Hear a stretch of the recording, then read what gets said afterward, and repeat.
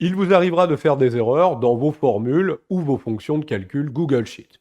Bien repérer les indicateurs d'erreur sera le meilleur moyen de comprendre, d'évaluer et donc de corriger votre formule ou votre fonction de calcul.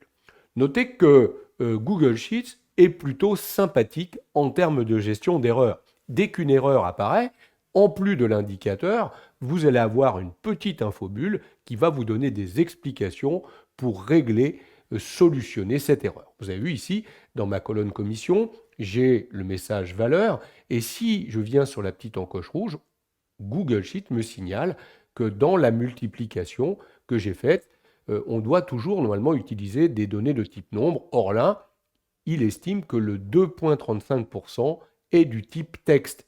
Et là, ça ne peut pas convenir. Effectivement, le message valeur, vous l'aurez quand vous mélangerez dans une formule de calcul des éléments numériques et des éléments texte.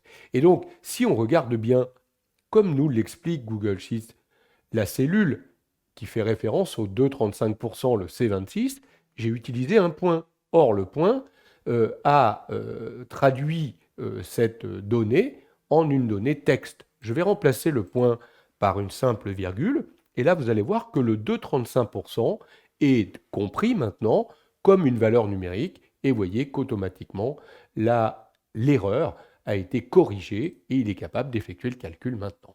Voilà pour ce premier indicateur valeur. Pour ce qui est ici du division par 0, ça, ce message apparaît tout simplement parce que pour l'instant, je n'ai pas entré de vente pour Alex. Donc, mais regardez, dès que j'aurai entré une vente pour Alex, immédiatement, la division par 0 va disparaître. Alors, si on ne veut pas faire apparaître cette division par 0, il ne faut pas ici qu'un élément soit à 0.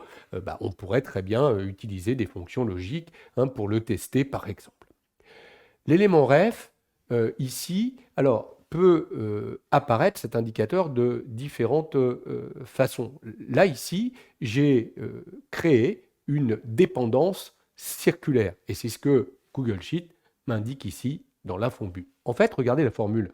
J'ai fait la somme de F8 à F19, très bien, et j'ai ajouté à cette somme la valeur de I8. Mais I8, c'est là où je suis. Donc je tourne continuellement. En fait, je lui dis que je dois toujours ajouter la valeur de I8, mais je vais tourner sans fin. Donc évidemment ici, je ne devrais pas ajouter la cellule qui me correspond si je veux pouvoir effectuer cette opération de calcul. Donc attention aux références circulaires. On peut avoir le message ref également. Si par exemple, dans une formule de calcul, on faisait référence ici, regardez aux cellules B2, C2 et D2, et je supprime maintenant tout simplement la colonne C ici. Je vais avoir un ref puisque il ne sait plus où aller rechercher la cellule qui a été supprimée. D'ailleurs, dans la formule de calcul, vous voyez que cette référence à la cellule a été remplacée par ce message ref. Voilà les deux cas principaux dans lesquels on aura cet indicateur ref. Autre indicateur d'erreur, l'indicateur non. Alors, trois cas de figure. Regardez, dans ce cas ici, je prenais le chiffre d'affaires que je multipliais par un taux. Google Sheet vous indique le nom de la plage est inconnu. Données, vérifier plage nommée, effectivement, il n'y a pas de nom qui s'appelle TXCOM. Par contre, il y en a un qui s'appelle XTXCOM. C'est sans doute celui-ci. Il est dans la feuille paramètres en C2. Oui, c'est bien lui qu'il me faut utiliser ici. Je vais donc remplacer dans la formule de calcul le TXCOM par XTXCOM et vous voyez que tout a été réglé. J'ai de nouveau le message non ici. Nom de plage inconnue. Europe. Tiens, effectivement, il n'y a pas de plage qui s'appelle Europe. Mais là, le problème, il ne vient pas d'une plage nommée. Google Sheet pense que l'on n'a pas nommé cette plage Europe. Mais en fait, si vous observez bien la formule de calcul de plus près, j'ai ici fait référence à un texte dans la formule de calcul. C7 est différent d'Europe. Mais Europe, c'est du texte. Or, je vous rappelle que dans un outil tableur comme Google Sheet, quand on utilise du texte, le texte doit être encadré de guillemets. je mets les guillemets, vous voyez que le problème est réglé.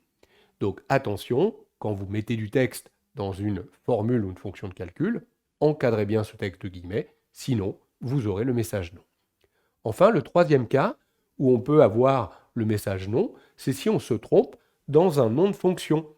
La fonction de calcul qu'on a inscrit n'existe pas dans Google Sheets. C'est le cas ici. J'ai utilisé la fonction somme écrit S-O-M-E. Évidemment, c'est bien somme avec 2 M.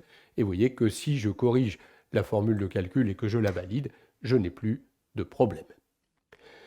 Le message NA, lui, apparaît très souvent quand on travaille avec des tables. Il ne trouve pas de correspondance, tout simplement, dans une table. C'est le cas ici, regardez, j'ai saisi le code jeu truc, or ce code jeu n'existe pas dans la table. Donc j'ai le message NA. Si je remplace par PL4, vous voyez qu'il va me ramener le jeu pandémique, j'ai réglé le problème. NA, non accessible, je ne trouve pas de correspondance dans la table. Voilà les principaux indicateurs d'erreur que vous allez retrouver dans vos feuilles de calcul Google Sheet. Essayez de bien comprendre à quoi ils correspondent pour corriger très rapidement vos erreurs.